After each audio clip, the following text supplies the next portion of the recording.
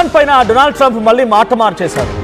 మీకు ఉదయం నుంచి చాలా సందర్భాల్లో చాలా వీడియోల్లో నేను చెప్తూనే వచ్చాను, డొనాల్డ్ ట్రంప్ కేవలం ఇరాన్ని తప్పుదో పట్టించడానికి, కొంత మతిమర్పించడానికి, యుద్ధం ఆగిపోయింది అనేటువంటి ఒక భ్రమ కల్పించడం కోసం మాత్రమే ప్రయత్నం చేసి ఉండొచ్చు అనే మాటను చెప్పుకొచ్చాను.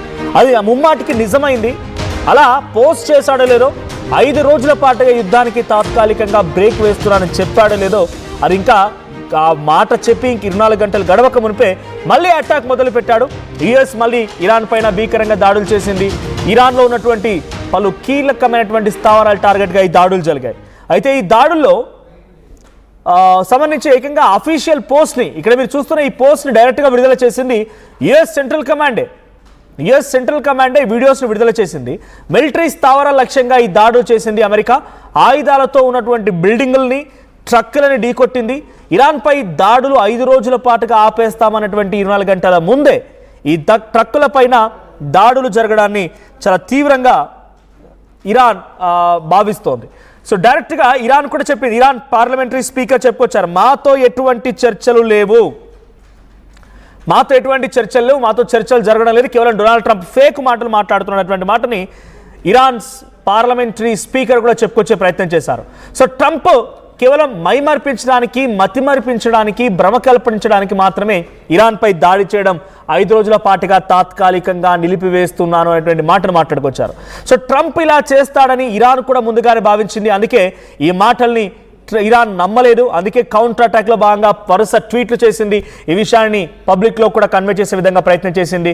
So infrastructure, power supplies, energy industries పైన దాడి చేయను అని చెప్పిన ట్రంప్ ఇప్పుడు వాటిని టార్గెట్గా మళ్ళీ దాడులు చేస్తున్నాడు.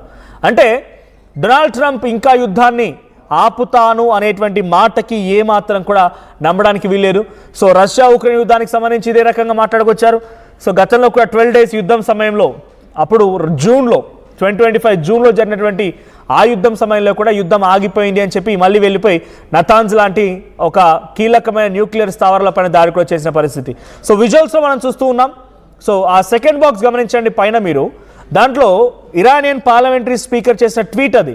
సో నో నెగోషియేషన్స్ విత్ ఇరాన్తో ఎటువంటి నెగోషియేషన్స్ లేవు, అంతకంతకి ప్రతీకారం తీర్చుకుంటాం.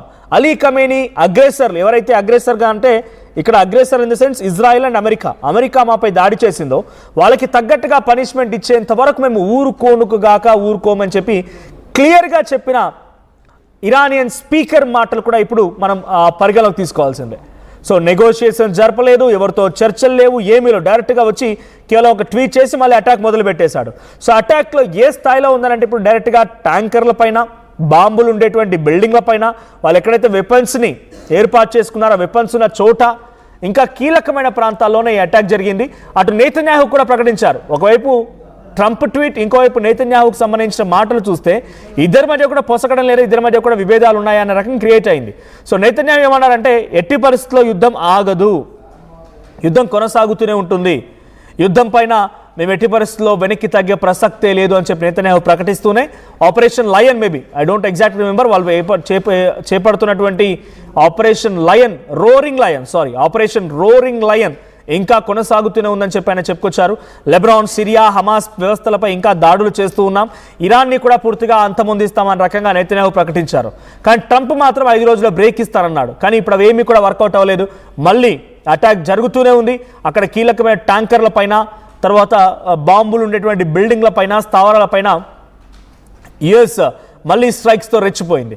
సో ఇప్పుడు ఇరాన్ ఏమాత్రం ఊరుకోదు, వెనక్కి అడుగు వేయదు. ఎట్టి పరిస్థితుల్లో ఇరాన్ వెనక్కి వెళ్ళే ప్రసక్తి లేదు. బికాస్ 25 days ఆఫ్ యుద్ధంలో, 25 రోజుల పాటుగా జరుగుతున్నటువంటి ఈ యుద్ధంలో నిజానికి ట్రంప్ ఏమనుకున్నట్టే 1-2 రోజుల్లో పూర్తిగా ఇరాన్ని కొట్టిపడేస్తా, ఇరాన్ పని అయిపోయింది, అయిపోయిందంటే ఇక మిడిల్ ఈస్టర్న్ కంట్రీస్ మొత్తం నా చెప్పు చేతుల్లో ఉంటాయి, ఇరాక్ నా మాట వింటుంది, పాకిస్తాన్ నా మాట వింటుంది, దుబాయ్, సౌదీ, తర్వాత బహ్రాన్, బనామా, ఇరాక్, ఈ ప్రాంతాలన్నీ కూడా ఎంటిలో అన్లెస్ ఇజ్రాయెల్ వరకు, యమన్స్ మినహా ఓమన్, ఇవన్నీ కూడా నా మాట వింటాయి. సో ఇరాన్ కనుక ఒక్కటి నా చెప్పు చేతుల్లో ఉంటాయి, ఇక యమన్ గురించి పెద్దగా పట్టించుకోవాల్సిన అవసరం లేదు, హౌతీలు కూడా నా మాట వినక తప్పదు, చచ్చినట్టుగా వింటారన్నట్టుగా డొనాల్డ్ ట్రంప్ భావించారు. అది 1-2 రోజుల్లో పని ముగించేద్దాం అనుకున్నారు. కానీ ఇరాన్ కొట్టేటువంటి చావు దెబ్బ బహుశా అమెరికా ఊహించకపోవచ్చు. 1-2 రోజుల్లో యుద్ధాన్ని ముగించేద్దాం అనుకున్న ట్రంప్ 25 రోజుల పాటుగా యుద్ధాన్ని కొనసాగించాల్సిన పరిస్థితి వచ్చింది. 25 రోజుల పాటుగా అంతటి అగ్రరాజ్యమే తలొగ్గి డైరెక్ట్గా యుద్ధంలోకి వచ్చి తల పట్టుకొని వాళ్ళ యుద్ధ నౌకల్ని కూడా కోల్పోయే పరిస్థితి, F-15 విమానాన్ని కోల్పోయే పరిస్థితి, F-35 ఎయిర్ క్రాఫ్ట్స్ని కోల్పోయే పరిస్థితి, వాళ్ళ సైనిక స్థావరాల్ని కోల్పోయే పరిస్థితి వరకు వచ్చిందనంటే ఎంతటి స్థాయిలో ఇరాన్ అక్కడ అమెరికాని పిచ్చి లేపుతుందో అర్థం చేసుకోవాలి.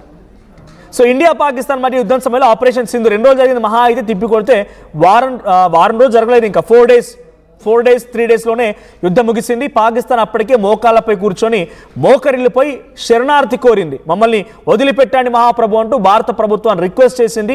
ఆ తర్వాత భారత ప్రభుత్వం ఒక అడుగు వెనక్కి వేసి దీనికి తాత్కాలికంగా సీజ్ ఫర్ అండర్స్టాండింగ్ పేరుతో యుద్ధాన్ని నిలిపివేసుకున్నాం. కానీ ఇరాన్ అమెరికా మధ్య జరుగుతుందా? అమెరికా తన అహంకారాన్ని చూపించాలనుకుంటోంది, అహంభావంపై దెబ్బ కొడుతోంది ఇరాన్. ఇది కొనసాగుతూనే ఉంది, ఇంకా కొనసాగే అవకాశాలు కూడా ఉన్నాయి, ఇప్పట్లో మారే ప్రసక్తే లేదు.